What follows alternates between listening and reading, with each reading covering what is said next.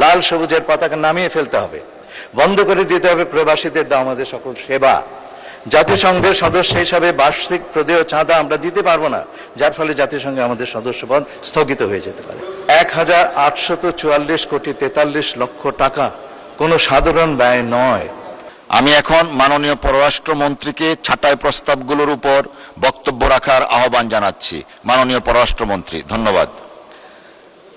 ধন্যবাদ মাননীয় স্পিকার, ধন্যবাদ মাননীয় সংসদ সদস্যদের তাদের বক্তব্যের জন্য। বর্তমানের এই পরিবর্তনশীল এবং ভূ রাজনৈতিকভাবে জটিল বিশ্ব ব্যবস্থায় একটি রাষ্ট্রের উন্নয়ন ও নিরাপত্তা অনেকাংশেই তার দূরদর্শী ও সক্রিয় কূটনৈতিক তৎপরতার উপর নির্ভর করে। আমাদের কূটনীতির মূল লক্ষ্য হচ্ছে সবার আগে বাংলাদেশ ফার্স্ট, যার অভূতপূর্ব সাম্প্রতিক উদাহরণ হচ্ছে মাননীয় প্রধানমন্ত্রীর ঐতিহাসিক মালয়েশিয়া এবং চীন সফর। বাংলাদেশের স্বাধীনতা ও সার্বভৌমত্বের সুরক্ষা, অর্থনৈতিক প্রবৃদ্ধি ও আমাদের জনগণের জাতীয় স্বার্থকে সর্বোচ্চ অগ্রাধিকার দিয়েই এই বাজেট প্রণয়ন করা হয়েছে। প্রস্তাবিত 1844 কোটি 43 লক্ষ টাকা কোনো সাধারণ ব্যয় নয়, বরঞ্চ এটি আন্তর্জাতিক অঙ্গনে বাংলাদেশের অবস্থানকে আরো সুদৃঢ় করার একটি কৌশলগত বিনিয়োগ। আমি উল্লেখ করতে চাই, দক্ষিণ এশিয়া অঞ্চলে আমাদের প্রস্তাবিত প্রায় 1000 কোটি টাকা বাজেটের তুলনায় আমাদের হিসাব অনুযায়ী ভারতের বিদেশ মন্ত্রণালয়ের বাজেট বাংলাদেশের টাকায় প্রায় 29,000 কোটি টাকা ও পাকিস্তানের পররাষ্ট্র মন্ত্রণালয়ের বাজেট 3,400 কোটি টাকা, যেটা আমাদের প্রায় দ্বিগুণ। ছাঁটাই প্রস্তাব অনুযায়ী পররাষ্ট্র মন্ত্রণালয় সংক্রান্ত 16 নম্বর দাবি হ্রাস করে 1 টাকায় নামিয়ে আনা হলে বিশ্বের বিভিন্ন দেশে আমাদের দূতাবাসগুলি বন্ধ করে দিয়ে আমাদের স্বাধীনতা ও সার্বভৌমত্বের প্রতীক লাল সবুজের পতাকা নামিয়ে ফেলতে হবে, বন্ধ করে দিতে হবে প্রবাসীদের দেওয়া আমাদের সকল সেবা। জাতিসংঘের সদস্য হিসাবে বার্ষিক প্রদেয় চাঁদা আমরা দিতে পারবো না, যার ফলে জাতিসংঘে আমাদের সদস্যপদ স্থগিত হয়ে যেতে পারে।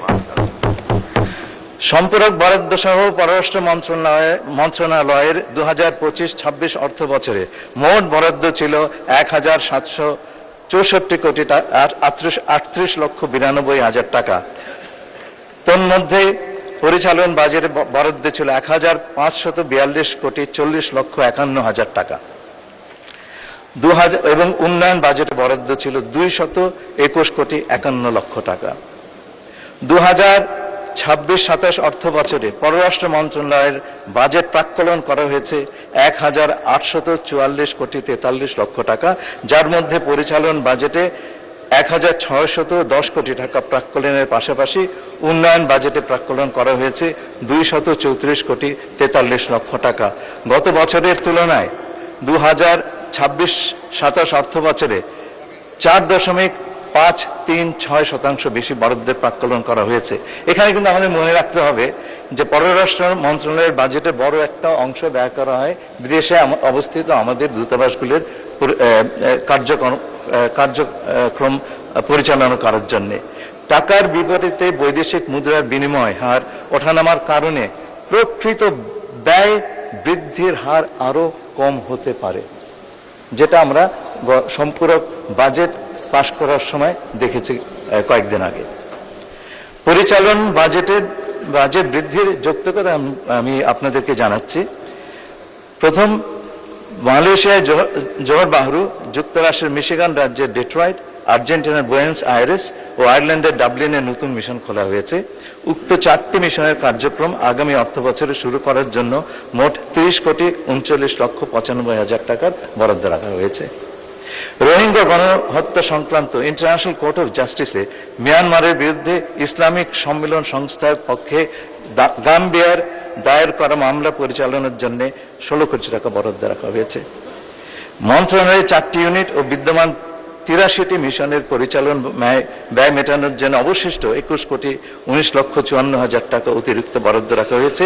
এই বৃদ্ধির উল্লেখযোগ্য অংশ খরচ হচ্ছে কর্মকর্তা কর্মচারীদের বেতন ভাতা নির্বাহ করার জন্য।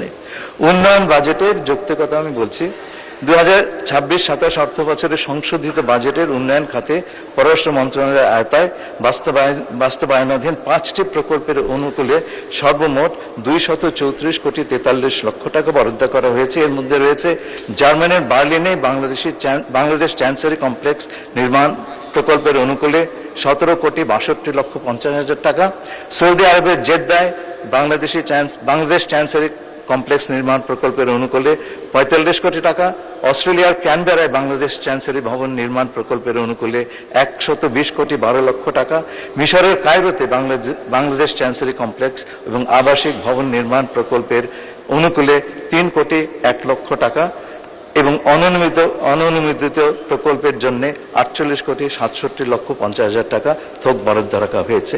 মাননীয় স্পিকার, আমি প্রস্তাব করছি ছাঁটাই প্রস্তাব গ্রহণ না করে দাবি নম্বর 16 সম্পূর্ণভাবে গ্রহণ করা হোক। আপনাকে